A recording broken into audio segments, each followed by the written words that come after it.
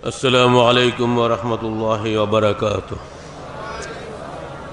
إن الحمد لله نحمده ونستعينه ونستغفره ونؤمن به ونتوكل عليه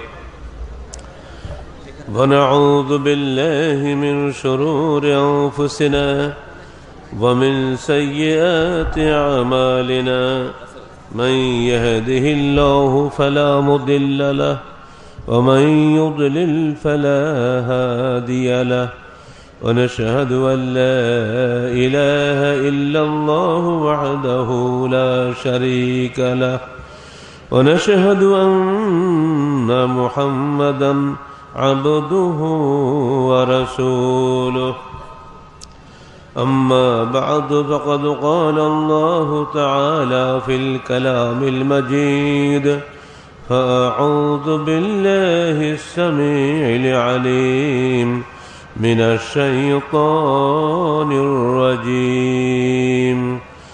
بسم الله الرحمن الرحيم.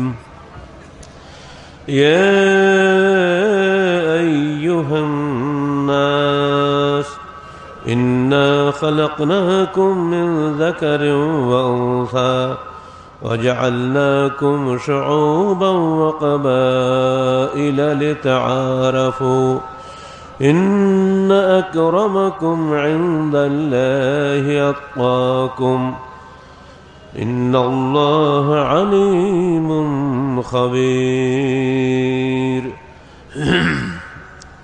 সূরা হুজুরাত 13 আয়াত।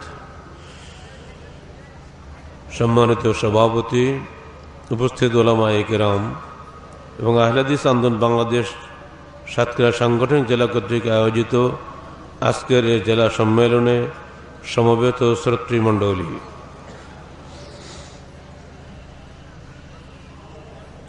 অত্যন্ত সুন্দর একটি সময়ে রাত্রি 8:30টায় এই নিরিবিলি পরিবেশে মৃদুবন্ধ ঠান্ডা আবহাওয়ায় আপনাদের গভীর মনোযোগের মধ্যে বক্তব্য রাখার সুযোগ পেয়ে আল্লাহ পাকের শুকরিয়া আদায় করছি। আলহামদুলিল্লাহ। প্রশাসনে আমাদেরকে সহযোগিতা করেছেন, এজন্য তাদেরকেও আমরা আন্তরিকভাবে মোবারকবাদ জানাচ্ছি। আমরা কি চাই, আহলে হাদিস আন্দোলন বাংলাদেশ বাংলার জমিনে কোন দাওয়াত নিয়ে এসেছে, এই বিষয়টি আমাদের সবার কাছে অত্যন্ত সুস্পষ্টভাবে থাকা সত্ত্বেও অনেকের কাছে কেন জানি অস্পষ্ট বলেই মনে হয়। আর সে কারণে মাঝে মধ্যে আমাদেরকে বাধাগ্রস্ত হতে হয়। আমাদের ভাইদের কাছে, সাতক্ষীরাবাসীর কাছে আমাদের আহ্বান পৌঁছে দেওয়ার গুরুদায়িত্ব নিয়েই আজকে এখানে আমরা কথা বলার চেষ্টা পাবো। আমা তৌফিকি ইল্লা বিল্লাহ আলাইহি তাওয়াক্কালতু ওয়া ইলাইহি উনীব। আল্লাহ আমাদের সকলের সৃষ্টিকর্তা, আমাদের রসুল বিশ্ব মানবতার রসুল, আমাদের আহ্বান বিশ্ব মানবতার কাছে। আর এই কারণেই সৃষ্টিকর্তার আহ্বান তা সৃষ্টি জগতের কাছে। ইয়া আইয়ুহান নাস, হে মানব জাতি, ইন্না খালাকনাকুম মিন যাকারিন ওয়া উনসা, আমরা তোমাদেরকে সৃষ্টি করেছি একজন পুরুষ ও নারীর মাধ্যমে। ওয়া জাআলনাকুম শুউবান ওয়া কাবাইলা লিতাআরাফু, এবং তোমাদেরকে আমরা করেছি গোত্রে ও সম্প্রদায়ে বিভক্ত, যাতে তোমরা পরস্পরে পরিচিত হতে পারো। ইন্না আকরামাকুম ইনদাল্লাহি আতকাকুম, নিশ্চয়ই তোমাদের মধ্যে সর্বাধিক সম্মানিত সেই ব্যক্তি যে সর্বাধিক আল্লাহ ভীরু। ইন্নাল্লাহা আলিমুন খাবীর, আল্লাহ সব কিছুই জানেন এবং তোমাদের ভেতর বাহির খবর রাখেন। সূরা হুজুরাতের 13 নম্বর এই আয়াতটি একটি বিশ্বজনীন আয়াত। কোরআন যে বিশ্ব স্রষ্টা প্রেরিত বিশ্ব মানবতার কাছে একমাত্র গ্রন্থ কোরআনের এই বাণী তার জাজ্জল্যমান প্রমাণ। কোরআন এমন একটি গ্রন্থ যা সকল মানুষের কাছে আহ্বান করার মতন সাহস রাখে, যোগ্যতা রাখে। কোরআনের প্রতিটি বাণী মানবতার কল্যাণে নিয়োজিত।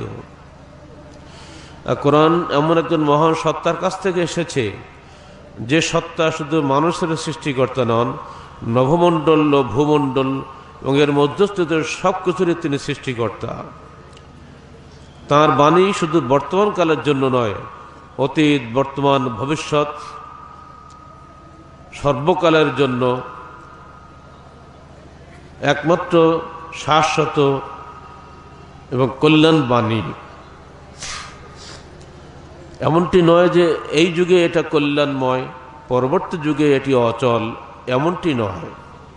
কারণ এমন এক মহান সত্তার কাছ থেকে এসেছে যিনি অতীত, বর্তমান ও ভবিষ্যৎ কালের ঊর্ধ্বে, যিনি ত্রিকালজ্ঞ। বান্দার বর্তমান কালটাই জানে, অতীত ভবিষ্যৎ জানে না। আল্লাহ অতীত, ভবিষ্যৎ, বর্তমান সবটাই জানেন।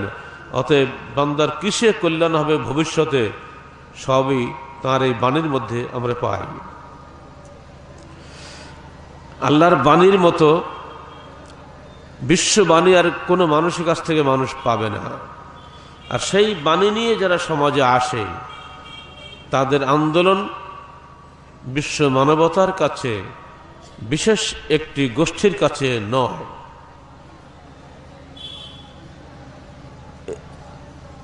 বিদায় হজের আগে মক্কা বিজয়ের প্রথম দিনে রাসূলুল্লাহ সাল্লাল্লাহু আলাইহি সাল্লাম যে ভাষণ দিয়েছিলেন, সেখানেও কিন্তু তিনি এই কথাটি বলেছিলেন, ইয়া আইয়ুহান নাস।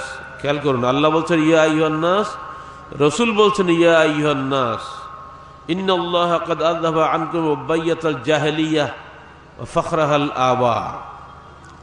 নিশ্চয়ই আল্লাহ তোমাদের থেকে জাহেলিয়াতের অংশ এবং আভিজাত্যের অহংকার দূর করে দিয়েছেন।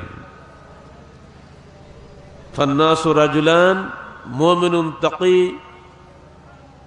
ওয়া ফাজিরুন শাকী। মানুষ দুই ভাগে বিভক্ত, মুমিন আল্লাহ ভীরু এবং ফাসেক ফাজির হতভাগা। আনতুম বনু আদম, তোমরা সবাই এক আদমের সন্তান। আদম মিন তুরাব, আদম ছিলেন মাটির তৈরি, অতএব তোমাদের কোনো অহংকার নাই।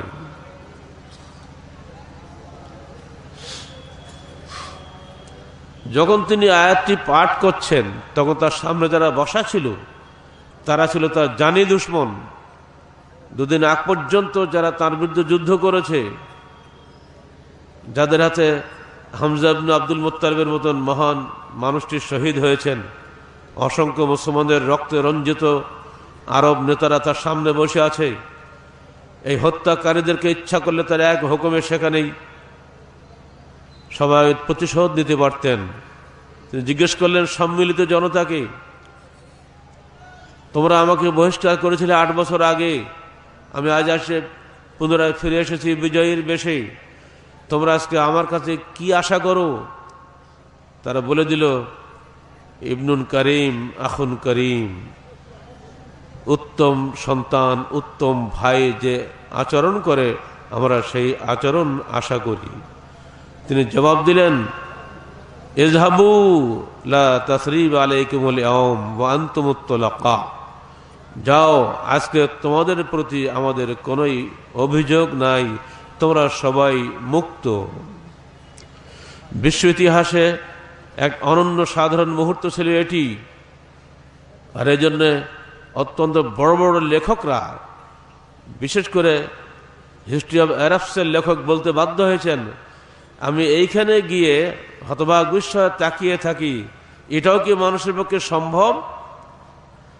বিজয়ীর বেশে দাঁড়িয়ে আছে মোহাম্মদ, তার খুনিরা সামনে বসে আছে, অথচ তাদের কারোর প্রতি কোনো প্রতিশোধ নিচ্ছে না, তাদেরকে ছেড়ে দিচ্ছে পুরোপুরিভাবে শান্তির সাথে। এখানে গিয়ে আমরা কোনো রাজনীতিতে আমরা ধরা পড়ে না যেটা কিভাবে তারা ক্ষমা পেতে পারে। এরা তো যুদ্ধাপরাধী, এদেরকে তো ক্ষমা করা যায় না। কিন্তু মুহাম্মদ সেটা করেছিলেন, আর করেছিলেন বলে তিনি শুধু আরব নয়, বিশ্বব্যাপী মুহাম্মদের এই দিন তার মৃত্যুর পরে সারা দুনিয়াকে জয় করে ফেলেছে তার এই উদারতার কারণে, তার এই মহত্বের কারণে, তার সর্বোত্তম আদর্শের কারণে। এরপরে আসেন 2 বছর পরে সর্বশেষ উনি হজ করলেন, বিদায় হজ। এই হজের পরে উনি মাত্র 81 দিন বেঁচে ছিলেন। সেখানে গিয়েও তিনি একই ভাষণ দিচ্ছেন, ইয়া আইয়ুহান নাস, হে মানব জাতি, ইন্না রাব্বাকুম ওয়াহিদ ওয়া ইন্না আবাকুম ওয়াহিদ, তোমাদের প্রতিপালক একজন, তোমাদের পিতা একজন। আলা লা ফাদলা লি আরাবিয়্যিন আলা আজামিয়্যিন ওয়ালা লি আজামিয়্যিন আলা আরাবিয়্যিন ওয়ালা লি আসওয়াদা আলা আহমারা ওয়ালা লি আহমারা আলা আসওয়াদা ইল্লা বিত্তাকওয়া।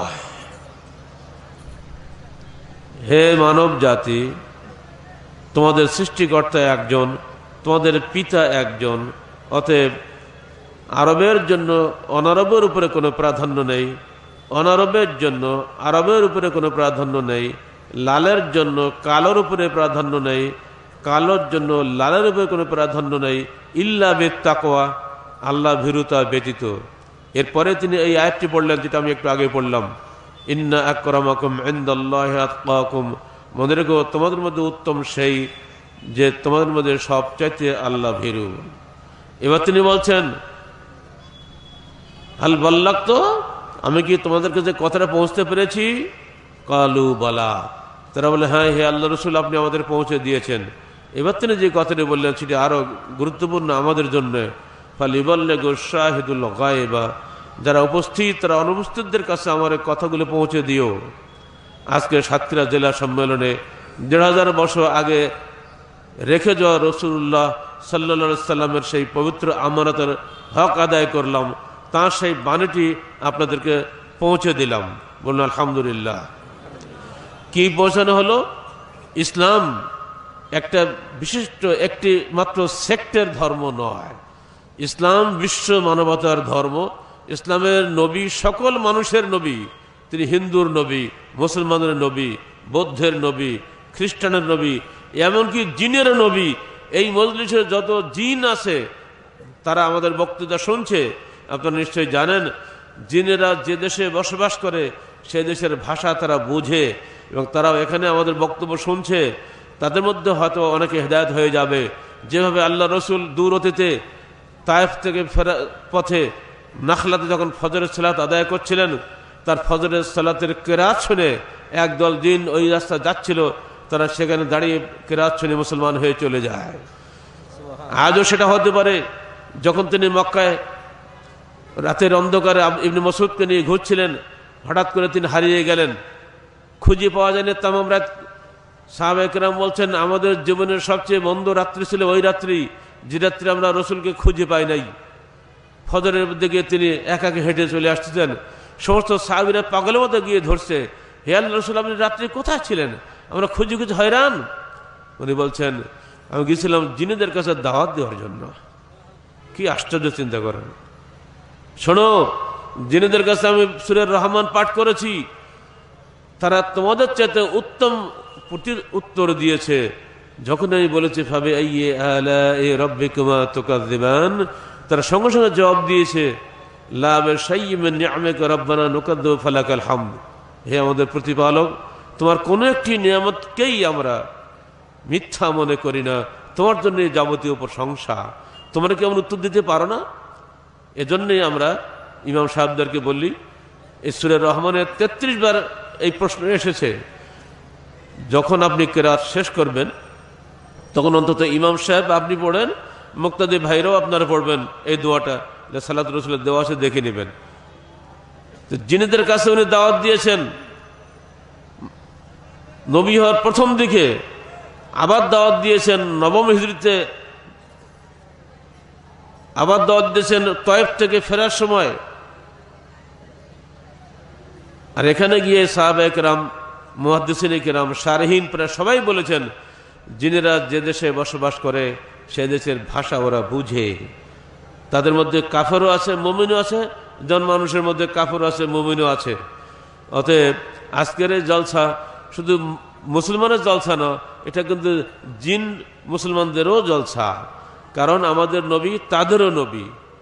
قال رسول الله صلى الله عليه وسلم والذي نفس محمد بيده ما من أحد من هذه الأمة يهودي كان أو نصراني يسمع بي ولم يؤمن بما جئت به إلا كان من أصحاب النار رواه مسلم। এই উম্মতের যে ব্যক্তি, সে ইহুদি হোক বা নাসারা হোক, যে আমার আগমনের খবর পেয়েছে, আলাম ইউমিন বিমা জিতু বিহি, অথচ আমার আনিত ইসলামের উপরে ঈমান আনেনি, ইল্লা কানা মিন আসহাবিন নার, সে অবশ্যই জাহান্নামের অধিবাসী হবে। বোঝা গেল, যদি জিনেরা এখন ইসলাম কবুল না করে ওরাও জাহান্নামী হবে। মুসলমান মানুষ হোক আর যেই হোক না কেন, প্রত্যেককেই ইসলাম সর্বশেষ দিন হিসেবে গ্রহণ করতে হবে। কারণ ইন্নাদ দীন ইনদাল্লাহিল ইসলাম, আল্লাহর নিকটে মনোনীত একমাত্র দিন হচ্ছে ইসলাম। এখানে প্রশ্ন হলো একটাই, আমাদের মধ্যে উত্তম সেই ব্যক্তি যিনি সর্বাধিক আল্লাহ ভীরু। এ তাকওয়ার অর্থ কি? নানা জনের নানা ব্যাখ্যা করেছেন।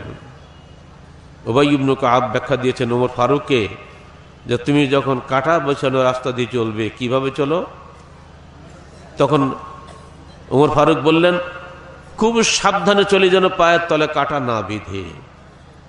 মদিনা মসজিদের ইমাম উবাই বিন কাব বলছেন, হে খলিফাতুল মুসলিমিন, ওটাই তো তাকওয়া, অর্থাৎ হারাম হালাল বাছাই করে চলার নামই তো তাকওয়া।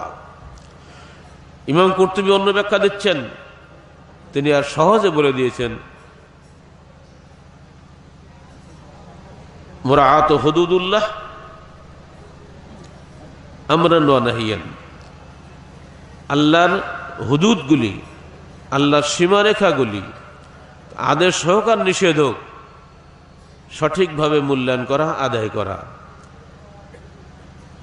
অত্যন্ত জামে মানে একটি সংজ্ঞা এখানে পাওয়া গেল।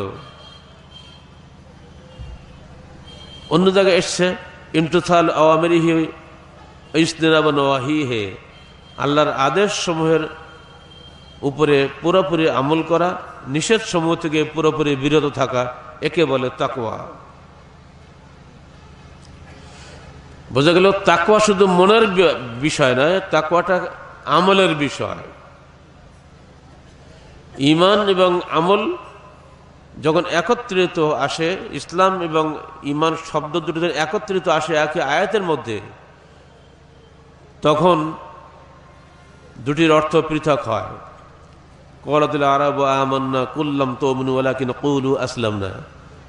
আরব বেদুইনরা বলল, মরুবেদুইনরা বলল, আমরা ঈমান এনেছি। তাকে বলা হলো, তোমরা ঈমান এনেছি বলো না, বলো আমরা ইসলাম কবুল করেছি। এখানে ঈমান এবং ইসলাম দুটি পৃথক বস্তুর নাম। ঈমান হৃদয়ের বিশ্বাসের নাম, ইসলাম বাহ্যিক আমলের নাম। কিন্তু যখন কোনো আয়াতে সিরফ ঈমানের কথা আসবে, সেখানে ঈমান অর্থ ঈমান আমল দুটার মিলিত রূপ। যেমন আল্লাহ পাক অন্যত্র বলছেন, ইন্নিল্লাহ উযীউ ঈমানাকুম, আমি তোমাদের ঈমানকে বিনষ্ট করব না। সূরা বাকারার মধ্যে কি কাদের গোত্রে বলা হলো? যখন 17 মাস পরে কিবলা পরিবর্তন করা হলো মক্কার দিকে, আগে ছিল বাতুল মুকাদ্দাসের দিকে, তখন মুসলমানরা প্রশ্ন করলো, হে আল্লাহর রাসূল, আমরা যখন 17 মাস সালাত আদায় করেছি, বাতুল মুকাদ্দাসের দিকে ফিরে সবকে নষ্ট হয়ে গেল? তখন জবাব আসলো এই আয়াতটি, না, আল্লাহ পাক তোমাদের ঈমানকে নষ্ট করবেন না। অর্থাৎ সালাত ওটা আমল নষ্ট করবেন না। শুধু ঈমান যখন আসবে তখন ঈমান অর্থ আমল সহ ঈমান। আর যখন একই জায়গাতে ঈমান ইসলাম দুটো বলা হবে, সেখানে ঈমান ইসলাম দুটো পৃথক জিনিস হবে। আর এই কারণে আল্লাহ পাক ব্যাখ্যা দিচ্ছেন পরিষ্কারভাবে, অকুল আমালু ফাসিয়ারাল্লাহু আমালাকুম ওয়া রাসূলুহু ওয়াল মুমিনুন, হে মুহাম্মদ বলে দাও জনগণকে, তোমরা আমল করো, সত্য তোমাদের আমল দেখবেন আল্লাহ, তার রসুল এবং মুমিন সম্প্রদায়। বোঝা গেল তাকওয়া ভিতরের জিনিস হলেও তার বাহ্যিক রূপটাও গুরুত্বপূর্ণ। ভিতর এবং বাহির যদি ঠিক না থাকে তাহলে ওই আমল আল্লাহর কাছে কবুল হবে না। কিয়ামতের মাঠে আমাদের সম্পর্কে আল্লাহ রাসূল বলে দিচ্ছেন, দেখো মান বাত্তা বিহি আমালুহু লাম ইউসরি বিহি নাসাবুহু, রাওয়াহু মুসলিম। আমল যার দুর্বল হবে তার বংশমর্যাদা কখনোই তাকে দ্রুত জান্নাতে নিতে পারবে না। অতএব তোমরা সাবধান, আমল সঠিকভাবে করার চেষ্টা করো। কারণ অন্য হাদিসে আসছে, ইন্নাল্লাহা লা ইয়ানজুরু ইলা সুওয়ারিকুম ওয়া আমওয়ালিকুম ওয়ালাকিন ইয়ানজুরু ইলা কুলুবিকুম ওয়া আমালিকুম, রাওয়াহু মুসলিম। নিশ্চয়ই আল্লাহ তোমাদের চেহারা এবং সম্পদ দেখেন না, তিনি দেখেন তোমাদের হৃদয়ে এবং তোমাদের আমলগুলিকে। বন্ধুগণ, এই আমল এবং ঈমান মৌলিকভাবে এই দুটি জিনিসের পরিচ্ছন্ন জীবনটাই হচ্ছে ইসলামী জীবন। যদি ভিতরে কপটতা থাকে আর বাইরে আমল সুন্দর থাকে, ওটা হলো মুনাফিকি। আর যার ভিতর বাইরে দুটাই নষ্ট, সেটা সবই নষ্ট। এইখানে গিয়েই আমাদের আহ্বান জনগণের কাছে, আমরা কি চাই? আমরা সার্বিক জীবনে তৌহিদে ইবাদত তথা আল্লাহর আনুগত্য প্রতিষ্ঠা করতে চাই। কেন চাই? ইহকালীন মঙ্গল ও পরকালীন মুক্তির জন্যই এটা চাই। কিভাবে চাই? পবিত্র কোরআন ও সহিহ হাদিসের আলোকে জীবন গড়ার মাধ্যমে রসুলের তরিকায় আমরা এটা চাই। এই তিনটি কথা সামনে রেখে আপনি এগিয়ে চলেন। প্রত্যেকেই ভালো মানুষ পয়দা হোক, এটা প্রত্যেকেই কামনা করে, কিন্তু আমরা কিভাবে করব এটা আমরা নিজেরা বুঝতে পারি না। এই জন্য নবী লাগেছে এখানে। মানুষের জ্ঞান সসীম, আল্লাহর জ্ঞান অসীম। সসীম জ্ঞানের মানুষকে অসীম জ্ঞানের মাধ্যমে পরিচালিত করা হয়। মানুষের কোন একটি বিষয়ে একমত হওয়া খুব কঠিন ব্যাপার। এমনকি জাতীয় বিষয়ে মানুষ একমত হতে পারে না। আর সেখানে তাদেরকে সঠিক পথ দেখানোর জন্য আল্লাহ পাকের হেদায়েত প্রয়োজন হয়। সেই হেদায়েত তিনি পাঠিয়ে দেন বান্দার কল্যাণের উদ্দেশ্যে। যে সমস্ত মানুষ সে হেদায়েত মেনে চলে, তারা দুনিয়াতে সঠিক পথে চলতে সক্ষম হয়। যখন আমাদেরকে জান্নাত থেকে পাঠিয়ে দেওয়া হয়, নামিয়ে দেওয়া হয় আমাদের পিতামাতা আদম ও হাওয়াকে, তখন কিন্তু বলে দেওয়া হয়েছিল, কুল্না হাবিতু জামিয়ান ফাইম্মা ইয়াতিয়ান্নাকুম মিন্নি হুদান ফামান তাবিআ হুদাইয়া ফালা খাউফুন আলাইহিম ওয়ালা হুম ইয়াহজানুন। আমরা বললাম তোমরা নেমে যাও, সবাই নেমে যাও জান্নাত থেকে। অতঃপর যখন তোমাদের কাছে আমাদের পক্ষ থেকে হেদায়েত আসবে, যে ব্যক্তি তখন সে হেদায়েতের অনুসরণ করবে, তার কোনো ভয়ের কারণ নাই, সে চিন্তান্বিত হবে না। আর যে ব্যক্তি সে হেদায়েতকে অস্বীকার করবে, মিথ্যা মনে করবে, সে ব্যক্তি জাহান্নামের অধিবাসী হবে। এই যে কথাটা আল্লাহ পাক বলে আদমকে নামিয়ে দিলেন, আমাদের সারাটা জীবন এই কথার উপরেই চলতে হবে। আমাদের সার্বিক জীবন আল্লাহ পাকের প্রেরিত হেদায়েত অনুযায়ী চলছে কি চলছে না, এই বিষয়টি আমাদের দেখার বিষয়। এখানে গিয়ে আল্লাহ বলছেন, ওমা খালাকতুল জিন্না ওয়াল ইনসা ইল্লা লিয়াবুদুন, আমরা সৃষ্টি করেছি জিন ও ইনসানকে সির্ফ আমার ইবাদত করার জন্য। এই ইবাদতটা কি? তৌহিদে ইবাদত। সার্বিক জীবনে না সির্ফ এক জীবনে, শুধু কি ধর্মীয় জীবনে না বৈষয়িক জীবনে, এই বিষয়টি চিন্তা আপনাদের কাছে থাকবে। আপনি বৈষয়িক জীবনে আল্লাহর সঙ্গে আল্লাহর হিদায়াত মানলেন না, কিন্তু ধর্মীয় জীবনে আপনি মানলেন। জীবনের একটা বৃহৎ অংশ আপনি আল্লাহ থেকে দূরে থাকলেন। কিভাবে আল্লাহ পাকের মেহেরবানি আপনি পেতে পারেন? এটা অসম্ভব, পাওয়ার কোনো সুযোগই নাই। এইখানে গিয়ে আমাদের প্রশ্ন, কিভাবে সেটা সঠিক ব্যাঠিক যাচাই করবেন? এটা মানদণ্ড তো লাগবেই। অকুলিল হাক্কু মির রাব্বিকুম ফামান শাআ ফালিউমিন ওয়া মান শাআ ফালিয়াকফুর ইন্না আ'তাদনা লিয-যালিমিনা নারা। তুই বলে দাও যে হক আসে আল্লাহর পক্ষ থেকে। যে ব্যক্তি চায় ওটাকে বিশ্বাস করুক, যে ব্যক্তি চায় ওটাকে অস্বীকার করুক। আমরা জালেমদের জন্য জাহান্নাম প্রস্তুত করে রেখে দিয়েছি। তো বোঝা গেল, আপনার আমার ভালো মন্দ যাবতীয় আমলে কোষ্ঠী পাথর করতে একখানেই, কোরআন এবং সহিহ হাদিস, করে দুটো আল্লাহর ওহী। এই আল্লাহর ওহীর বিধান যাদের কাছে আছে তারাই কিন্তু মুসলমান। মুসলিম অর্থ আত্মসমর্পণকারী, আমি নিজের রায়ের কাছে আত্মসমর্পণ করি না, আল্লাহর ওহীর কাছে আত্মসমর্পণ করি। এবারে প্রশ্ন আপনাদের কাছে, আল্লাহ রসুল ছিলেন কুরাইশ বংশের লোক, এবং কুরাইশ বংশের লোকরা তার সঙ্গে হিংসা করলো কেন? এই বিষয়টা একটু গভীরে চলে যান। কুরাইশ বংশের ছেলের সাথে কুরাইশ বংশের নেতারা কেন হিংসা করল? একটাই কারণ ছিল, কুরাইশ বংশের লোকদের মধ্যে ধর্মের দাবি ছিল, ধর্ম ছিল না। ধর্মের অহংকার ছিল, কিন্তু ধর্মের লালন পালন তাদের কাছে ছিল না। তিনি চেয়েছিলেন তোমরা সত্যিকার অর্থে ধার্মিক হও, সত্যিকার অর্থে আল্লাহর অনুসারী হও, ইব্রাহিমী ধর্মের দাবি যে তোমরা করছো সত্যিকার ভাবেই সেটা হও। কুলু লা ইলাহা ইল্লাল্লাহ তুফলিহু, তোমরা বললো আল্লাহ ছাড়া কোনো উপাস্য নেই, তাহলে তোমরা মুক্তি পাবে। আর তারা বলেছিল লা তুতিউ, তোমরা এর আনুগত্য করো না। কারণ সে চাচ্ছে আন্তত্রিকু আবা দিন আবাইকুম, সে তোমাদের বাপদাদাদের দিন পরিত্যাগ করার জন্য বলছে।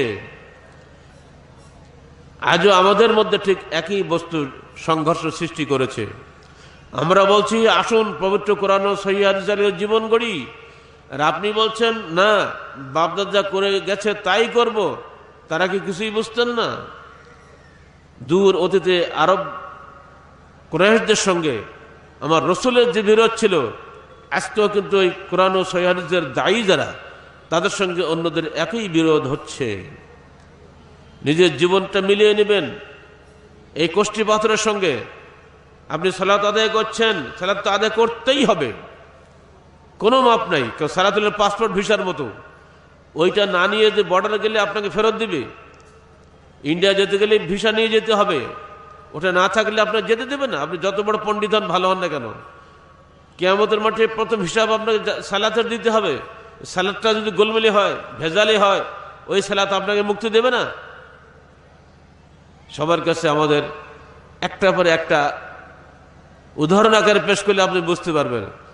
আপনাদের কাছে আপিল থাকবে, কোনো হিংসা করবেন না, দয়া করে খালি যাচাই বাছাই করুন নিজের চোখ আছে, নিজের বিবেক দিয়ে আপনার সালাত নবীর তরিকা হচ্ছে কিনা। কোনো কেয়াস মাকিসালের মধ্যে ঢুকবেন না, কোনো ব্যক্তির দোহাই দেবেন না, দলের দোহাই দেবেন না। দল কিয়ামতের মাঠে কাজে লাগবে না, ব্যক্তি কবরে যাবে না। আপনি দেখুন হাদিস আজকের আপনার সামনে আছে, আলেম সমাজকেই দেখতে হবে বেশি। দুর্ভাগ্য, বিগত দিন উম্মতগুলির আলেমদের মতোই এ যুগের আলেমদের মধ্যেই হিংসা সবচেয়ে বেশি হয়ে গেছে। হিংসা বিদ্বেষ তওবা করে জাতিকে আল্লাহর পথে ফিরিয়ে আনার জন্য সবচেয়ে বড় দায়িত্ব কিন্তু আলেমদের। এর পরের দায়িত্ব হলো রাজনীতিকদের। কারণ সবচেয়ে সমাজে প্রভাবশালী হলে এই দুটি শ্রেণী, আলেম শ্রেণী, ধনিক শ্রেণী এবং সমাজ নেতাদের শ্রেণী। এই তিনটা শ্রেণী যদি সঠিক পথে থাকে, সমাজ সঠিক পথে থাকবে। আলেম শ্রেণীকে আল্লাহকে সবার আগে প্রশ্ন করবেন, আল্লাহ তুমি যে মানুষকে ডেকেছিলে, তুমি কি আমার তরিকা ডেকেছিলে? চলে যান পিছন দিকে, একবার ছোট্ট ঘটনা শুনিয়ে দিই। ইমাম মালিক রহমতুল্লাহ আলাইহিকে প্রশ্ন করা হচ্ছে, 1, 2, 3 করে প্রায় 48টা প্রশ্ন। উনি 32টা প্রশ্নে বললেন আমি জানি না। তখন প্রশ্নকারী বলছে, আপনি এই যুগের শ্রেষ্ঠ আলেম, বিশ্বে আপনার তুলনীয় কোনো আলেম নাই, অথচ আপনি এতগুলো প্রশ্নের উত্তর বলেন লা আদরি, আমি জানি না, তা আমরা যাবো কোথায়? তিনি কি জবাব দিয়েছিলেন মনে রাখুন। তিনি বলেছিলেন, আমি আজকে তোমার কাছে জানি বলে ফতোয়া দিয়ে বাহাবা নেব, কাল কিয়ামতের মাঠে জন্য আল্লাহ রসুল আমাকে জিজ্ঞেস করবেন, হে মালিক তুমি যেটা জানতে না সে ফতোয়া কেন দিলে? আমার হাদিসের বিরোধী ফতোয়া তুমি কেন দিলে? কে তোমাকে এই অনুমতি দিয়েছিল? লেখাপড়া শিখেছিলে, সেই অহংকারে তুমি আমার হাদিসকে অগ্রাহ্য করলে। অতএব দুনিয়ায় তোমার কাছে লজ্জিত হওয়া অনেক ভালো, কিয়ামতের মাঠে আমার রসুলের সামনে লজ্জিত হওয়ার চাইতে। এই ছোট্ট ঘটনা প্রত্যেক আলেমের জন্য অত্যন্ত জরুরি। আলেমদের কারণেই সমাজ বিভক্ত, দলাদলি, ধর্মীয় কারণে সবচেয়ে করে না। দেশের একজন দায়িত্বশীল মন্ত্রীর সঙ্গে কথা হচ্ছে, তিনি বলেই ফেললেন প্রথমেই যে আমরা রাজনীতিকরা নিজেরা ঝগড়া করি, আপনাদের এত ঝগড়া কেন? কথা ঠিক বলেনি? 100 বার ঠিক বলেছে। এতে আমরা লজ্জা পেয়েছি। এজন্য আমার সাক্ষীর আলেম ভাইদেরকে বলছি, আপনারা লজ্জিত হন। কেন আপনি আমি পাশাপাশি বসতে পারি না? কেন দুজন আলেম একসঙ্গে বসে আমরা বক্তব্য রাখতে পারবো না? আমরা কি ভাই ভাই হতে পারি না? আল্লাহ রসুলের বাণীকে আমরা জানি না? ওয়ালা তাজাসসু ওয়ালা তাহাসসু ওয়ালা তাবাগাজু ওয়ালা তাহাসাদু ওয়া কুনু ইবাদাল্লাহি ইখওয়ানা।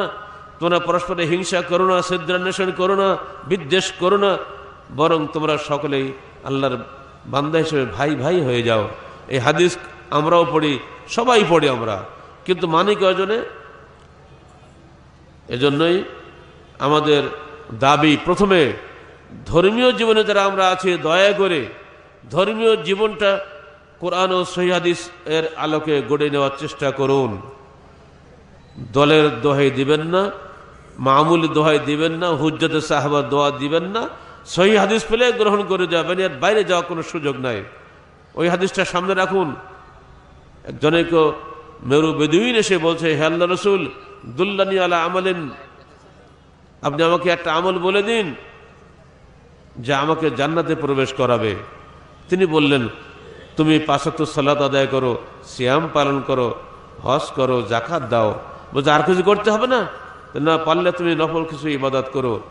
তখন সেই লোকটা বলছে, ওয়াল্লাযী নফসি বিয়াদিহি লা আযীদু আলা হাযা লা আনকুসু। আল্লাহর যার হাতে আমার জীবন, সে আল্লাহর কসম করে বলছি, আমার নবী যা বললেন তার সাথে একটু বাড়াবো না, একটু কমাবো না। বলে লোকটা চলে যাচ্ছে। সাধারণ কৃষক মানুষ, বধু মানুষ, বেদুইন। আল্লাহ রসুল বলছেন সাহাবীদেরকে, এই সাহাবীরা শোনো, মাইয়ানজুরু ইলা আহলিল জান্নাহ ফালিয়ানজুর ইলা হাযার রাজুল ইন সাদাকা। যে ব্যক্তি কোনো জীবন্ত জান্নাতীকে দেখতে চাও, তাহলে সে ব্যক্তি এই ব্যক্তি দেখো, যদি সে সত্য কথা বলে থাকে। সে কি বলেছিল? যে আপনি যা বলছেন তার সাথে বাড়াবো না, কমাবো না, এটি তো কথা। আজ তো যদি এই জলসা থেকে কেউ বলে বের হন এখান থেকে, আর এখান থেকে বেরিয়ে যদি 10 হাত দূরে গিয়ে মৃত্যুবরণ করেন, ইনশাআল্লাহ এই কথা বলার জন্য তিনিও জান্নাতে হয়ে যাবেন। হাদিসে যা রয়েছে, সহিহ হাদিসে, তার চেয়ে একটু বাড়াবো না, একটু কমাবো না, বাস খালাস, আর কোনো কথা নেই। একটু কি আমরা পারি না? সাধারণ লোক প্রস্তুত মানার জন্য। জনতার ঐক্য আছে, নেতাদের ঐক্য চাই। সাধারণ অনুসারীদের ঐক্য আছে, আলেমদের ঐক্য চাই। কি আহলে হাদিস, কি হানাফি, সমস্ত আলেমরা হিংসা জর্জরিত হয়ে গেছে তোমাদের মধ্যে।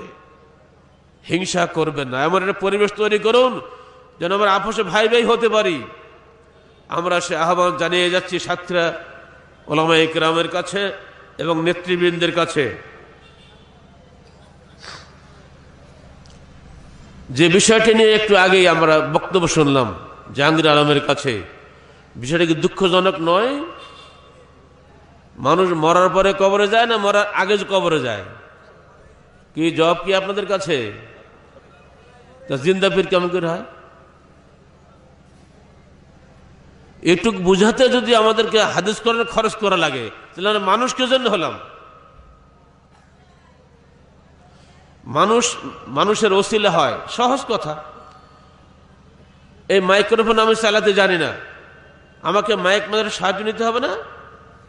এই লাইট আমি জ্বালাতে বুঝি না, কোথায় টিপতে হয়, বিদ্যুতের এক্সপার্ট লোককে সাহায্য নিতে হবে না? দুনিয়া চলতে গেলে এক ভাই আরেক ভাই সাহায্য নেবে না? এটা নিলে সে অবশ্যই নেকি পাবে। ক্বাল রাসূলুল্লাহ সাল্লাল্লাহু আলাইহি ওয়াসাল্লাম, যতবার আমি রাসূলের নাম নেব ততবার মহব্বতের সঙ্গে আপনারা সাল্লাল্লাহু আলাইহি ওয়াসাল্লাম বলবেন। প্রতিবারে 10টা নেকি পাবেন, 10টা গুনাহ ঝরে পড়বে এবং আল্লাহর কাছে আপনার মর্যাদার স্তর 10টি বৃদ্ধি পাবে। এই নেকি থেকে মাহরুম হবেন না। মহব্বতের সঙ্গে বলুন সাল্লাল্লাহু আলাইহি ওয়াসাল্লাম।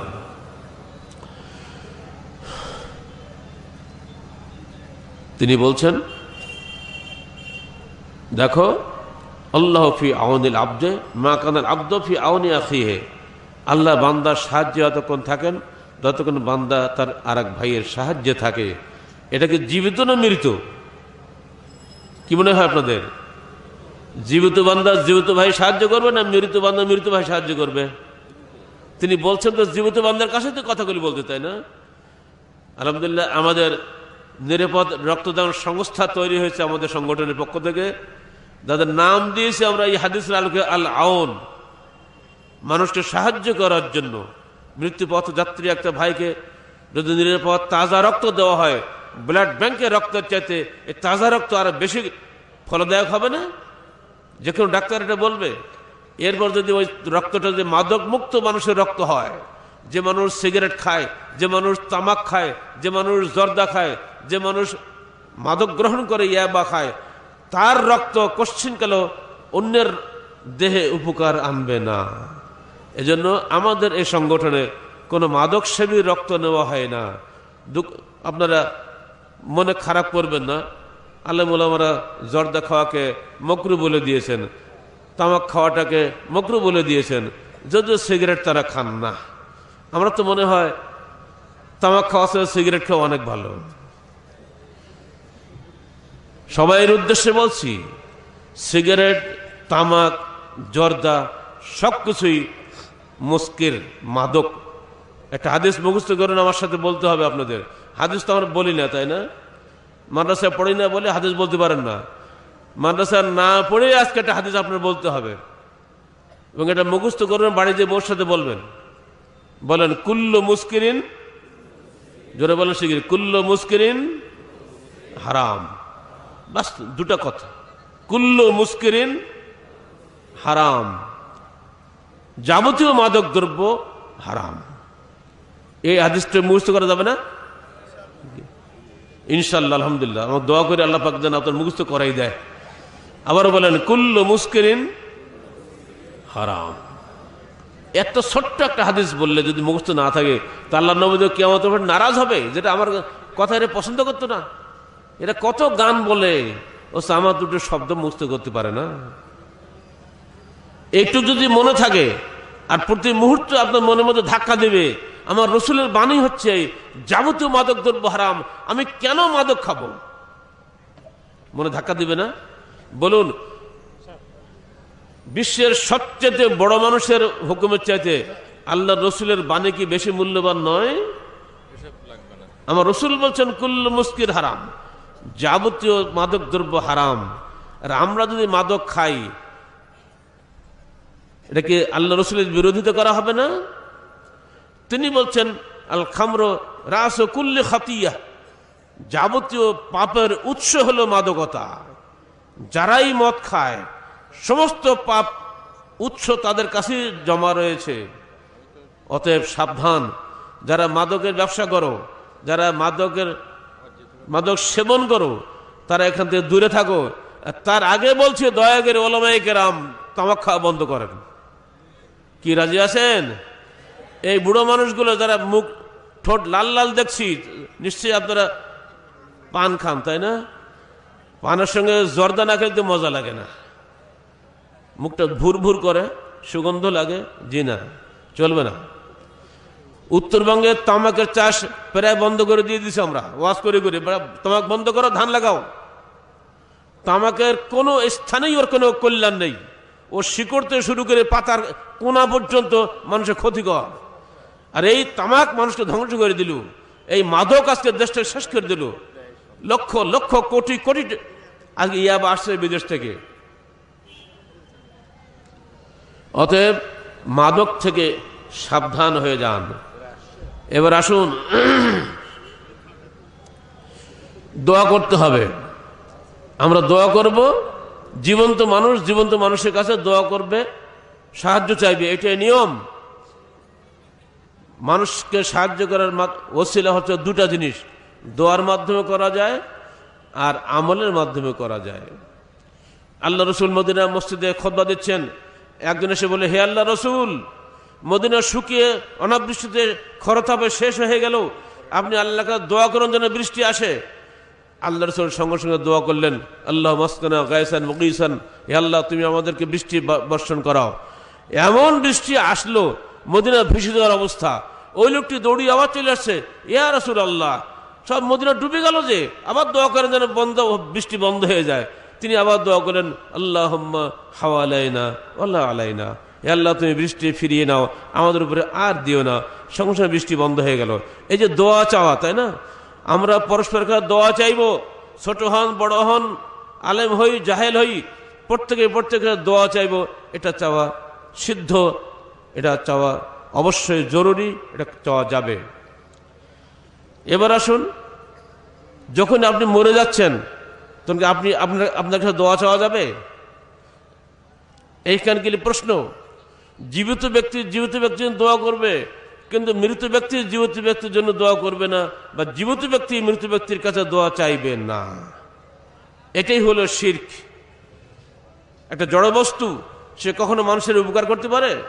আমার জীবনের সবচেয়ে প্রিয় ব্যক্তি কি বলেন তো? প্রত্যেকের জীবনের সবচেয়ে প্রিয় ব্যক্তি কি তার বাপ মা নয়?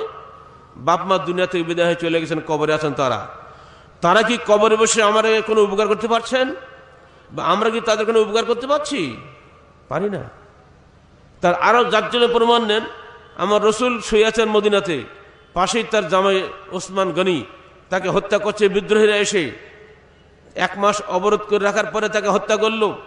তিনি কিন্তু ওসমানকে বাঁচাতে পারলেন না। হোসেন আদরের নাতি কারবালায় শহীদ হলেন, আল্লাহ রসুল মদিনা মসজিদে শুয়ে আছেন, এই কবরে শুয়ে আছেন, তিনি কিন্তু তার নাতিকে বাঁচাতে পারলেন না। চাক্ষুষ এগুলো আমরা দেখছি। এরপরেও কোরআনে চলে যান, কোরআন বলছে ইন্নাকা লা তুসমিউল মাউতা ওয়ালা তুসমিউ সুম্মা দুআ, নিশ্চয়ই তুমি কোনো মৃত ব্যক্তিকে শোনাতে পারো না এবং কোনো বধিরকে শোনাতে পারো না। তিনি আরো পরিষ্কার করে বলছেন ওমা আনতা বিমুসমিইন মান ফিল কুবুর, যারা কবরে চলে গেছে তুমি তাদেরকে শোনাতে পারো না। আল্লাহ আরো ব্যাখ্যা দিচ্ছেন ওমিন ওয়ারাইহিম বারযাখুন ইলা ইয়াউমি ইউবআসুন, যখন কোনো মানুষ মারা যায় তার থেকে কিয়ামত পর্যন্ত এই বিশাল সময় পর্যন্ত একটা পর্দা করা হয়ে থাকে। সে দুনিয়ায় আর ফিরতে পারে না, দুনিয়ার কোনো কিছু সে আর জানতে পারে না। কোরআনের 3টা আয়াত আল্লাহ রসুলের জীবন আপনি দেখার পরে যদি আমরা ধারণা করি যে ওই মৃত ব্যক্তি আমার কোনো কল্যাণ করতে পারে, মৃত ব্যক্তি আমার কোনো ক্ষতি করতে পারে, এই চিন্তা যদি আমাদের মধ্যে আসে, এটাই হবে শিরক। মানুষ এখন আল্লাহকে ভয় করার চাইতে কবরকে ভয় করে বেশি। যদি উনি নারাজ হয়ে যায়, এই যে নজর নিয়াজ দেয়, সেখানে একটা ইট কাঠের একটা রড সিমেন্টের তৈরি করা একটা জিনিস তৈরি করলাম, আমার হাতে তৈরি করা, সেখানে গিয়ে যদি আমরা সম্মান নিবেদন করি, এটা শিরক নয়? হিন্দুরা নিজের হাতে মূর্তি তৈরি করে, সেখানে গিয়ে সম্মান নিবেদন করে, এটাকে বলে মানাজিলুল আরওয়াহ, রূহ নাজিলের স্থান। মক্কার লোকেরা এই কাজটা করতো, আর এই জন্য আল্লাহ রসুল তাদেরকে বলেছিলেন তোমরা মূর্তি পূজা করো না, সরাসরি আল্লাহকে ডাকো। আমাদেরকে একই চিন্তা রাখতে হবে, আমরা মুসলমান কোন অবস্থাতেই আল্লাহ ব্যতীত অন্য কোথাও মাথা নত করতে পারি না। এই বিষয়গুলি মাথা রাখতে হবে, যাতে ওসিলার ক্ষেত্রে কোনো শিরক আমাদের ভাগ্যে না হয়ে যায়। ধর্মীয় জীবনে, রাজনৈতিক জীবনে এগুলো আমাদের জীবনে অহরহ ঘটছে। ফলে একটা জীবন্ত গরিব মানুষ খেতে পেয়ে মরে যাচ্ছে, অথচ একটা মরা জায়গায় আমরা লাখো লাখো টাকা ঢালছি। খেয়াল করে দেখছেন কখনো? আপনার গ্রামে গরিব মানুষ নাই? এই শীতে বহু মানুষের কাপড় চোপড় নাই। ইতিমধ্যে রাজশাহীতে আমার প্রায় 2 ট্রাক মাল জমা হয়ে গেছে এই গরিব মানুষের মধ্যে শীত বস্ত্রের বিতরণের জন্য। ওদিকে রোহিঙ্গাদের সেখানে আমাদের ট্রাক মাল চলে যাচ্ছে শীত নিবারণ করার জন্য। কিন্তু আমি এইটাকে ওই কবরে দেবো নাকি? মাশাআল্লাহ, কবরের উপরে ফ্যান ঘুরছে, লাইট জ্বলছে, গোলাপ পরানো হচ্ছে, এসি লাগানো হচ্ছে, কিছু কি উনি টের পাচ্ছেন? যদি আপনি ধারণা করেন যে উনি টের পাচ্ছে, উনি শুনছেন বা আমার কোনো উপকার বা ক্ষতি করছেন, তা আপনি শিরক করলেন। আল্লাহ থাকলো কোথায়? আল্লাহ রসুল এই সংস্কারটা করেছিলেন, আর এই কারণে মক্কার লোকরা তাকে সহ্য করতে পারে নাই। বাল ওয়াজাদনা আলাইহি আবান বাল নাত্তাবিউ মা ওয়াজাদনা আলাইহি আবান, মুহাম্মদ তুমি যতই বলো বাপ-দাদা করেছে আমরা তাই করব। যদি এই অবস্থা আজকে আমাদের মধ্যেও ঘটে, তাহলে আমাদের এবং তাদের অবস্থা কিন্তু একই রকম হয়ে যাবে। টুপি দাড়ি কোনো কাজে লাগবে না শিরক যদি থাকে। কারণ আল্লাহ পাক বলছেন ইন্নাল্লাহা লা ইয়াগফিরু আন ইউশরাকা বিহি ওয়া ইয়াগফিরু মা দুনা যালিকা লিমান ইয়াশা, আল্লাহ সব গুনাহ ক্ষমা করেন, শিরকের গুনাহ ক্ষমা করেন না। এরপরে যে বিষয়টি আমাদের মনে রাখতে হবে, ইসলাম একটা পূর্ণাঙ্গ দিন, কোনো সাইড বাদ যায় নাই। বিদায় হজের শুক্রবার দিন সন্ধ্যাবেলা এই আয়াতটা নাজিল হয়, আল ইয়াউমা আকমালতু লাকুম দীনাকুম ওয়া আতমামতু আলাইকুম নি'মাতি ওয়া রাদিতু লাকুমুল ইসলামা দীনা। আজকে আমি তোমাদের জন্য তোমাদের দিনকে পরিপূর্ণ করে দিলাম এবং তোমাদের জন্য আমার অনুগ্রহকে সম্পূর্ণ করে দিলাম এবং তোমাদের জন্য ইসলামকে দিন হিসাবে আমি মনোনীত করলাম। এই ঐতিহাসিক আয়াত নাজিল হওয়ার পরে জনক ইহুদি পণ্ডিত ওমর ফারুক এবং ইবনে আব্বাসকে বলেছিলেন, এই আয়াত যদি আমাদের উপরে নাজিল হতো আমরা এই দিনটা ঈদের দিন হিসেবে ঘোষণা করতাম।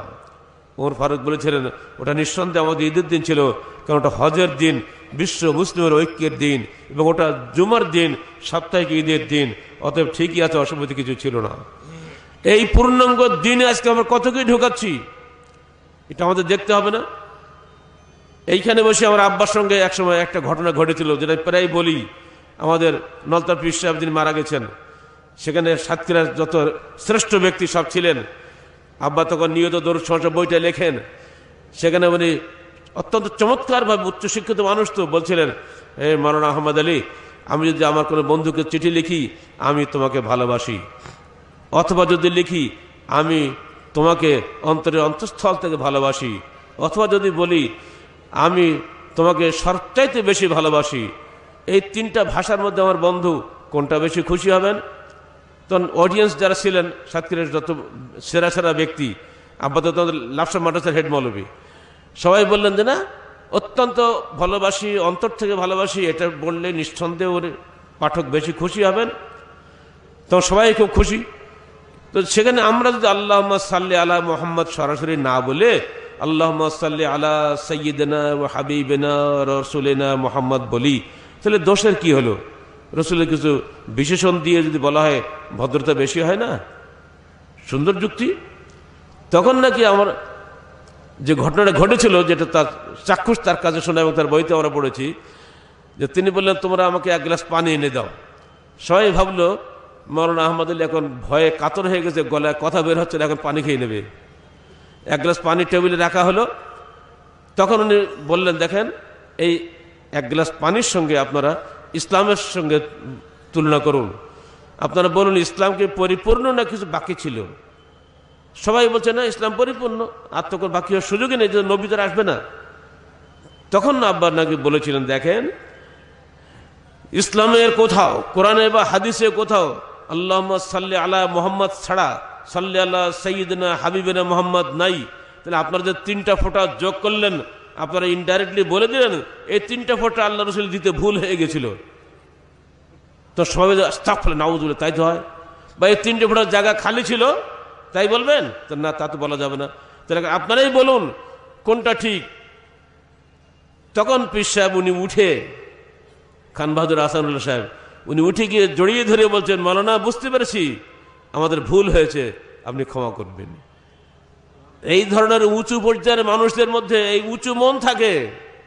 দুর্ভাগ্য এখন আমাদের মনটা ছোট হয়ে গেছে, হক কথা সহ্য করার ক্ষমতা আমাদের অনেকের মধ্যে নাই।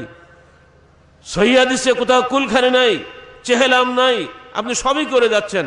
দেখলেন আমাদের চশিক মেয়র মহিউদ্দিন সাহেবের জানাজায় কুলখানিতে কি অবস্থা ঘটলো? একটা মরা মানুষের কুলখানিতে 10টা জীবিত মানুষ মরে গেল পদদলিত হয়ে, আরো 50টা মানুষ মরার পথে, এরপরে 200 গরুর জীবন গেল, আরো প্রায় 1500 খাসির জীবন গেল। উনি কি টের পাচ্ছেন কিছু? আমার নবীর মৃত্যুতে কুলখানি নাই, 4 খলিফার মৃত্যুতে কুলখানি নাই, 4 ইমামের মৃত্যুতে কুলখানি হলো না। দুনিয়ার কোথাও এগুলো খুঁজে পাওয়া যায় না, বাংলাদেশে কোথাও ঢুকলে এগুলা এই কুলখানি, এই চেহলাম করে হাজার হাজার আলেমের রুজির ব্যবস্থা হচ্ছে। এজন্য তাদের রাগ এখানে বেশি। আহলে হাদিস আন্দোলন বাংলাদেশে আসার পরে অসংখ্য বেদাত দূর হয়ে গেছে। এই বেদাত দূর হওয়া মানে কি? আমাদের রুজি হারিয়ে যাওয়া। কেন এগুলো হবে? আলেমদেরকে উদার হওয়া লাগবে। দয়া করে মানুষকে হক পথ দেখানোর চেষ্টা করুন। যদিও আপনি ক্যাশ কুইজ দিয়ে বিভিন্ন কায়দা দেখানোর চেষ্টা করবেন, আমি শুধু আমাদের আলেমদেরকেও বলছি, যারা আহলে হাদিস বলে পরিচিত, তাদের মধ্যেও এই বদভ্যাস ছিল। 1986 সালে যখন আমরা এর মধ্যে প্রথম প্রচার শুরু করলাম রাজশাহীতে, পুরো রাজশাহী মার্কাজ যেখানে আমার যুব সংঘের অফিস ছিল, সেখানে পর্যন্ত এই কুলখানের ব্যারাম ছিল। আমরা প্রথম যখন গেলাম দেখলাম 30টা ছাত্র, প্রত্যেকের বগলে একটা করে মানে কি বলে বাইন্ডিং বই মতো খাতা, এগুলো কি বলতে বুঝতেই তো পাচ্ছেন। আমরা তো কি বুঝলাম, আমরা তো জানি না কিছু, সাতক্ষীরার লোকের তো কুলখানি আমরা করি না। তারপর দেখি শেষ পর্যন্ত 30টা পারা 30টা বাইন্ডিংয়ের মধ্যে আছে। কোথায় বলে কে মরে গেছে সেখানে যে পড়বে, 30 পারা পড়তে পারলে কুলখানি করে সোপর্দ করে দেবে, বক্সে দেবে, বক্সে দিলে মাশাআল্লাহ পকেট ভরে বিরিয়ানি খেয়ে বাড়ি চলে আসবে। এটা কি? আপনি বক্সে দিলেন, উনি কি টের পাইলো? আপনি কোরআন পড়লেন, সে কি টের পেয়েছে? এইখানে চাঁদপুরে, এই চাঁদপুর চেনেন তো আপনারা, ধুলিয়ার চাঁদপুর, আমার নিজের আপন মামাতো বোনের বাড়িতে গেছি আমি। রাতের বেলা মাইকের অত্যাচারে ঘুমাতে পারি না। এখানে কি হলো? ভাই আর বলেন না তো। কি বলে? কবরস্থানে মাইক লাগিয়ে সারা রাত কোরআন সে পড়তেছে। তাহলে মাইকটা কবরের মধ্যে ঢুকে দিতে বলো, বাইরে মানুষকে ডিস্টার্ব করো কেন? তো ভালো করে শুনুক, মরা মানুষ শুনতে পাচ্ছে না, মাইক লাগানো হবে? এটা কি? কে বললো তোমাদেরকে উনি শুনতে পাচ্ছে? আমাকে বলছে ভাই আপনি বলেন না, বলি জান থাকবে না। অবস্থা বুঝতে পারছেন? কে পড়াচ্ছে? এক হাফেজ সাহেব পড়াচ্ছে। ফতোয়া কে দিয়েছে? মুফতি সাহেব ফতোয়া দিয়েছে। ধর্মের নামে এই অধর্ম কোশ্চিনকাল ইসলাম গ্রহণ করে নাই। এইগুলো থেকে যদি আমরা আপনাদেরকে নিষেধ না করি, আল্লাহর কাছে ধরা পড়ে যাবে। আমাদেরকে একটু আগে তো শুনলেন, গতকালকে রিপোর্ট পত্রিকা শোনালে একটু আগে, জিন্দা পীরের ঘটনা শুনলেন। 7 দিন 8 দিন পরে কবর থেকে রক্ত বের হচ্ছে। ওই 8 দিন কেউ জিন্দা ছিল কবরের মধ্যে। এমনি করে উত্তরবঙ্গে ঘোড়া পীর, তেনা পীর, ঢেলা পীর, কত যে পীর জুটে গেছে ঠিক নাই। এইগুলো করে মানুষের ইমান নষ্ট করার বুদ্ধি, খালি নজর নিয়াজের ভিড় জমে যাচ্ছে।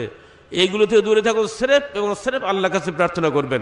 আল্লাহর কাছে ছাড়া অন্য কোনো কাছে, কারোর কাছে প্রার্থনা করার সুযোগ নাই। ছবি, মূর্তি, কবর যাই বলুন, এরা কেউ শুনতে পায় না। এদেরকে অহেতুক সম্মান দেখানো মানে আল্লাহকে নারাজ করা। এগুলো চলবে না। একটা হাদিস মনে রেখে দেবেন, করু লা তাদখুলু মালায়েকাতু বাইতান ফিহি তাসাবির। ওই গৃহে কখনো রহমতের ফেরেশতা প্রবেশ করে না যে গৃহে ছবি থাকে। জীবন্ত হোক আর যাই হোক, মানুষের আকৃতি বুঝতে পারলেই প্রাণীর আকৃতি ছবি রাখবেন না। এগুলো আল্লাহ পাক নারাজ হন। হাদিসের এই বাণী যদি আমরা বিশ্বাস না করি, আমরা মুসলমান থাকতে পারি না। বিষয়গুলো খেয়াল রাখবেন।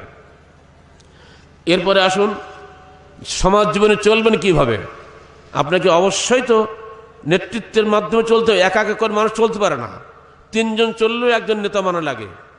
এমনকি একটা পরিবারের প্রধান থাকা লাগে। গাড়িতে উঠলেও গাড়ির ড্রাইভার থাকা লাগে। একা আপনি কোনো কাজই করতে পারেন দুনিয়াতে, এটাই নিয়ম।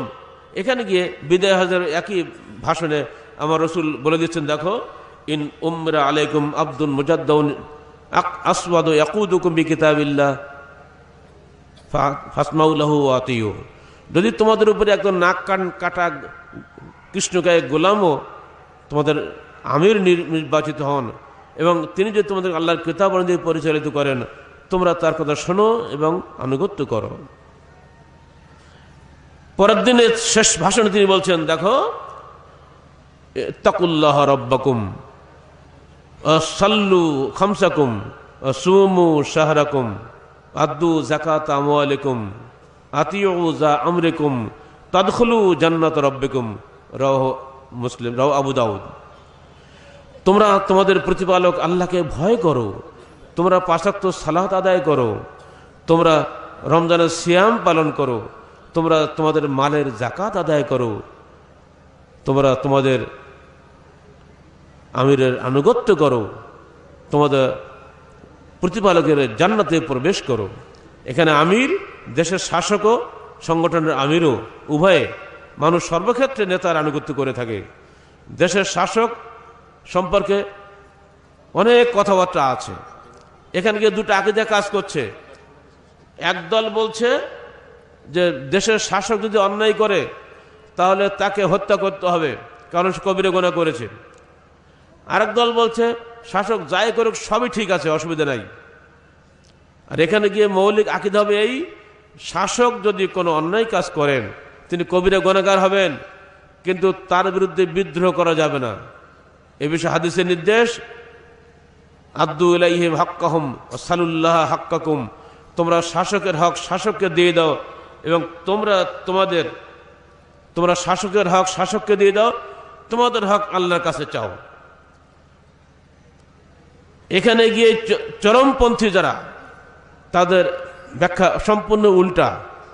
এই ব্যাখ্যা না বোঝার কারণে তাদের দলিল লা হুকমা ইল্লা লিল্লাহ, আল্লাহ ছাড়া কারো শাসন নাই।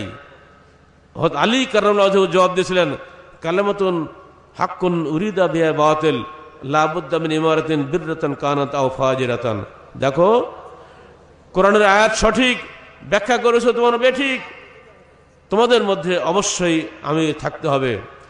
কিন্তু তারা বলছে না, আলী ব্যাখ্যা ঠিক হয়নি। আজকে ওই একই চরমপন্থী আকীদা চলছে বাংলাদেশে। যারা শাসকদের কাফের বলে মনে করেন, কবিরা গুনাহ যিনি করবেন তিনি কাফের। এই কারণে ঘরে ঘরে বোমা হামলা শুরু হয়ে গেছে।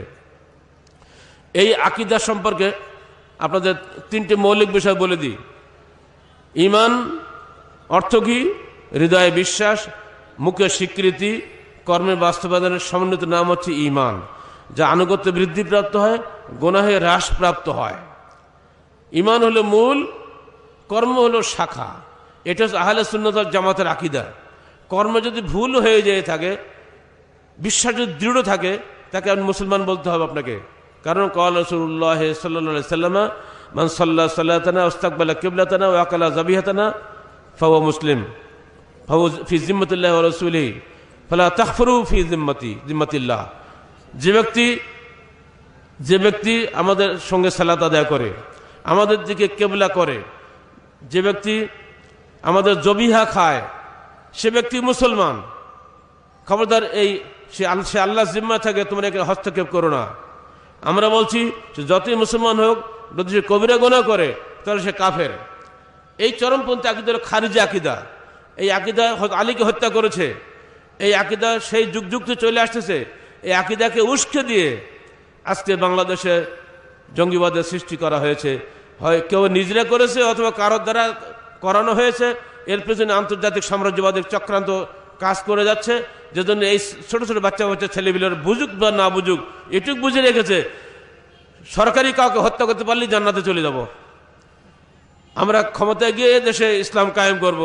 জি না, এই চরমপন্থী আকীদাই এর বিরুদ্ধে সর্বপ্রথম এই সাক্ষ্যের এই ময়দানে 1998 সালের 5ই মেতে আমরাই প্রথম ভাষণ দিয়েছিলাম, সরকার সাবধান হও।